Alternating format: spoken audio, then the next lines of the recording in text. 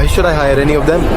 These people never gave me a chance. So white people are mad because now they feel like how we feel when they can't get a job. Guess who's applied to 200 different jobs and has gotten 0 replies yet? If you're a young Canadian and you're wondering why you can't find a job after applying to hundreds of places, let me tell you why. It's because of the Temporary Foreign Worker Program. The Temporary Foreign Worker Program was created by the federal government, and it allows businesses to hire foreign workers when they can't find any Canadians, and they can't find any Canadians, and they can't find any Canadians, and they can't find any Canadians. Hey everyone, welcome back to Toronto Unfiltered. Today, we're diving into a topic that everyone in Canada seems to have an opinion on: young Canadians losing jobs to foreign workers. You know you can get up to 82,000 Canadian dollars from Canadian government for doing nothing. Yes, I am talking about refugees. If you become refugee in Canada, they will pay you up to $224 per day. That is $140 for accommodation and around $84 for food, and that too a tax-free. So it means around $82,000 a year. It looks like a paid vacation to me, but it looks like free money to me. And in addition to this, an average Canadian earns up to 63,000 Canadian dollars in a year, and he pays over 20% in taxes. Then if he buys something, he has to pay 15% again. Although refugee has to pay that, and there are a lot other things that Canadian has to suffer. So become a refugee in Canada and get up to $82,000 free for the whole year. I have been looking for a job since May of 2024, and even before that. Final interview, everything's been going really great, and then people will just ghost you, or, they'll tell you you've been, rejected. Back to my thing about being alive and not living, I just feel like I'm missing out on so many experiences because I don't have the money, or I'm not living in the place that I desire to be. And although it's, easier said than done, I just can't stop comparing myself to other people. So, what's really happening here? Why are entry-level roles no longer accessible to young Canadians entering the workforce? After overwhelming requests from our viewers, we took a closer look at diversity inside A&W restaurants across Toronto to look at the good, the bad, and yes, the ugly. Go ahead. Make my root beer. We stopped by 21 A&W locations across the Greater Toronto Area.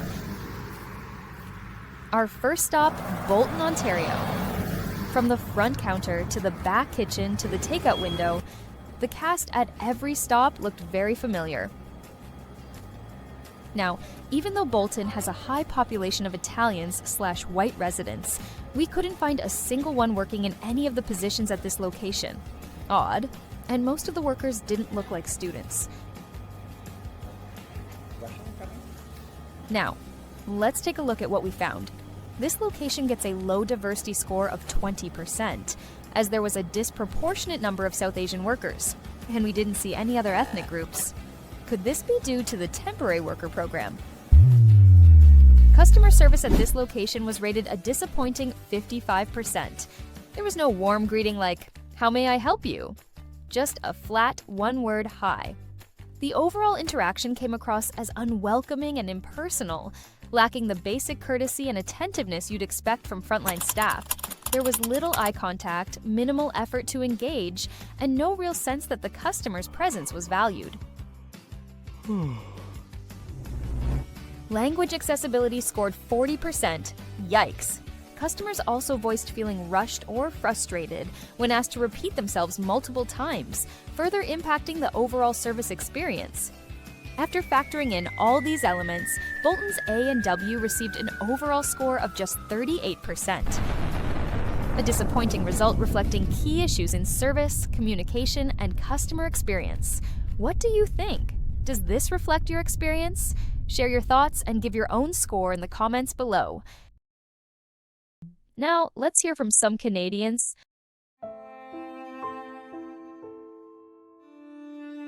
As a Canadian, I just want to know why it is so hard to find a freaking job. Even when it comes to applying for jobs, I've applied to maybe 20, 25, 30 jobs, and I haven't even gotten a reply back. People have been telling me that it's literally just a Canadian thing, that they just don't reply or whatever. I would really rather just get rejected than not hear from a company at all. When I was growing up in Canada as a teenager, the best way to get a job was to go into a franchise, like a fast food joint, and get a job. These jobs primarily were for teenagers. These were not career stuff. And now the government subsidizes international students, so Canadian teenagers can't get these jobs. This is discrimination. At least mix it up. Okay, have some international students, I don't care. But you gotta throw some Canadian citizens in there. They're all international students. The worst part is our government is subsidizing this crap, meaning that our tax dollars are paying for these international students to get a job, while our Canadian teenagers trying to get these jobs can't. This needs to stop. I don't want to pay taxes so international students get a job. What makes them special? Seriously. Canadian citizens first, international students or national people after. Or if you have permanent residency here, that's fine too. I don't care. These international students are going back eventually. But why are they getting the job and not our Canadian teenager citizens? This is the line at one of the Toronto job fair, and to be specific, that's at the Duffer Mall. Maybe some of you guys are not aware. This has been happening a lot lately all over the city. Whenever there's a job fair, you have hundreds of people lined up around the building trying to get opportunity. Now, this is what the news will not tell you. In April alone, last month, we've lost 7,400 jobs, which also caused a 6.9% increase in the unemployment rate. As per this report, this was the highest we've seen this number since the pandemic era. I think it's going to keep getting worse. This number here could jump to 10% in the next few months. Hopefully it doesn't. But Canada, buckle up, because it's not looking too good for us.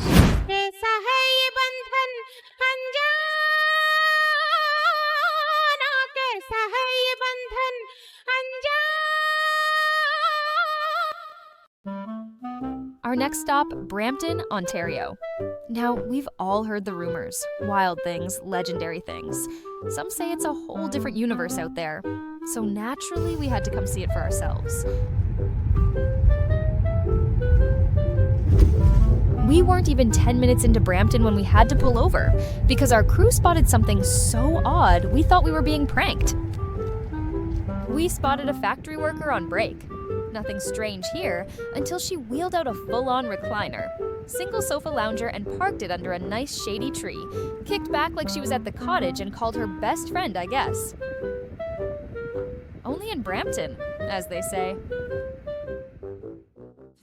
We made our way through 10 A&W restaurants in Bmpton, and trust us, it was eye-opening.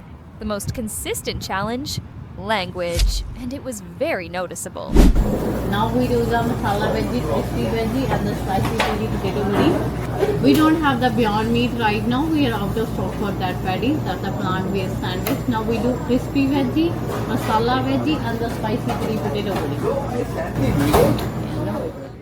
Now, brace yourself, because the numbers don't lie.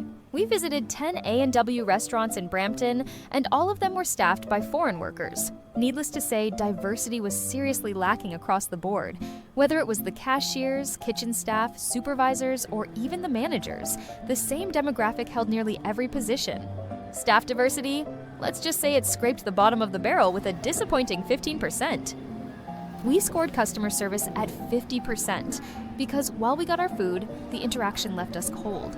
There was minimal effort to engage, be courteous, or simply just paying attention to the customer.